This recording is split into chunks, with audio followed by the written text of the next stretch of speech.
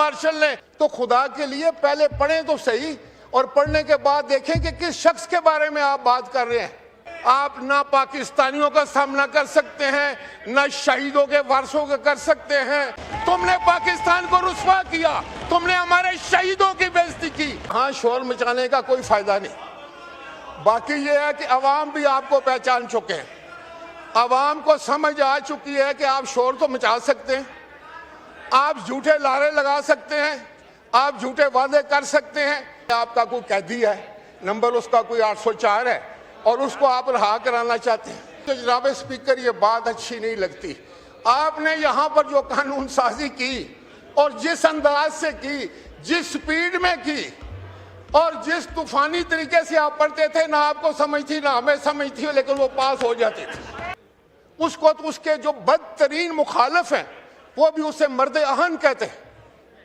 वो कहते हैं कि वो एक बहादुर शख्स, उनको वो भी सॉलिटरी कन्फाइनमेंट थी, कैद तन्हाई थी, उनसे भी मुलाकात की इजाजत नहीं दी जाती थी। फलां को मैं जेल में भेज दूंगा, फलां का मैं जीना मुहाल कर दूंगा।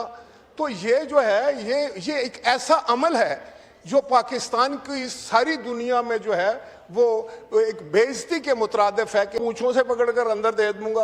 अस्सलाम वालेकुम नाज़रीन इकराम, आपको मुकम्मल वीडियो दिखाते हैं। रात को डयाला के बाहर इमरान खान की बहनों और तहरीक इंसाफ के कारकुनों पर पुलिस ने दावा बोल दिया। पूरी दुनिया का मीडिया चीख उठा। हलीमा खान जब इमरान खान से मुलाकात करने गई तो उन पर जुल्म के पहाड़ तोड़ दिए। राजा परवेज अशरफ ने आज असम्बली आकर पूरा ऐवान हिला कर रख दिया। पूरी पीपल्स पार्टी ऐवान में खड़ी होगी। आप ये वीडियो देखिए, फिर इस पर डिटेल में बात करते हैं। उसने आइन को तोड़ दिया। असद कैसर को पता था कि ये आइन शिकनी होने जा रही है, इन्होंने इनकार कर दिया कि मैं ये काम नहीं करूंगा, इतना मैं इनको क्रेडिट दूंगा।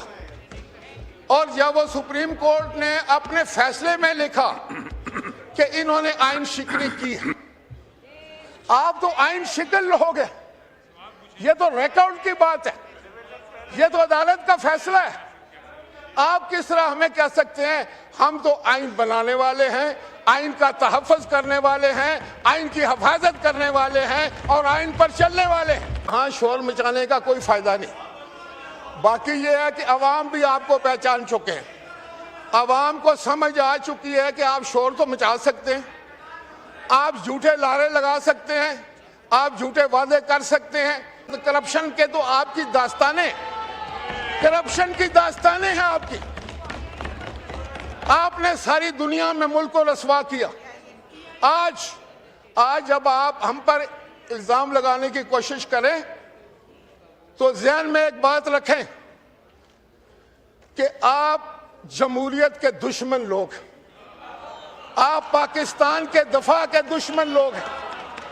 आप हिंदुस्तान के साथ याराना निभाते हैं, आप वही बोली बोलते हैं जो हिंदुस्तान बोलता है। ये हम लोग बर्दाश्त नहीं करेंगे। हम शहीदों के वारिस हैं, हमारे कब्रिस्तानों में पाकिस्तान के झंडे लगते हैं। मेरी तहसील के सीने पर 2 निशाने हैदर है।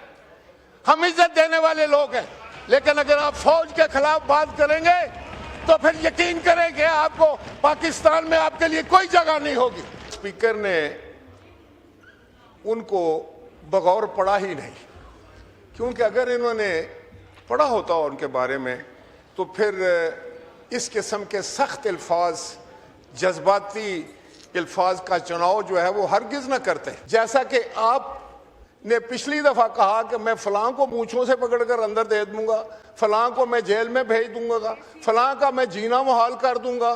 तो ये जो है ये एक ऐसा अमल है जो पाकिस्तान की सारी दुनिया में जो है वो एक बेइज्जती के मुतरादिफ है कि आप अपने सदर मुमलकत को कहें कि तुम चलो जेल में चले जाओ या तुम्हारा मुआवजा होगा।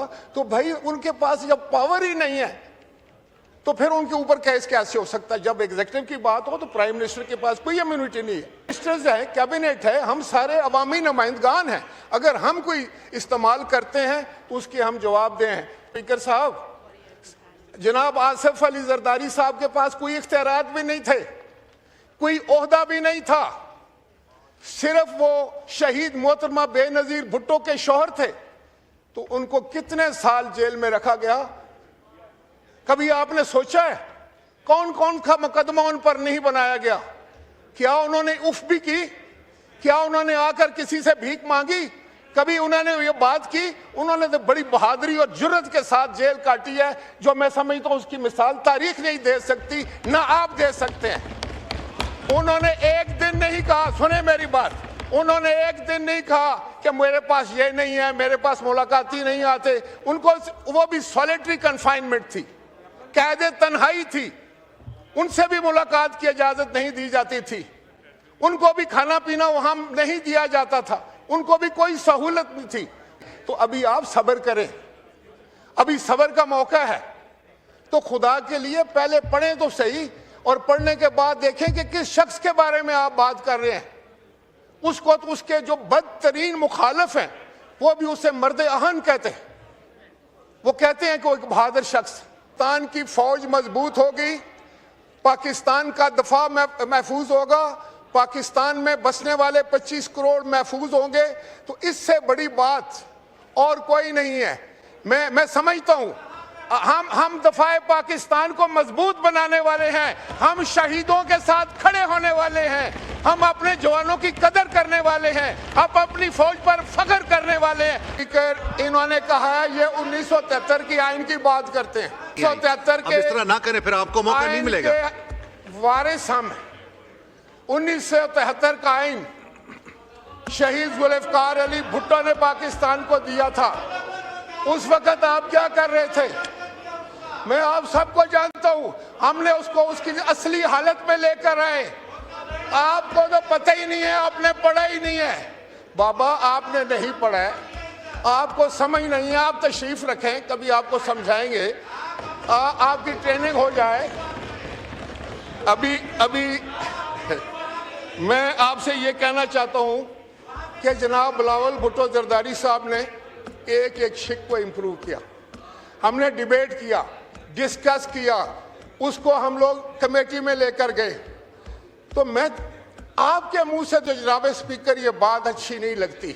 आपने यहाँ पर जो कानून साजी की और जिस अंदाज से की, जिस स्पीड में की और जिस तूफानी तरीके से आप पढ़ते थे, ना आपको समझ थी ना हमें समझ थी, लेकिन वो पास हो जाती थी।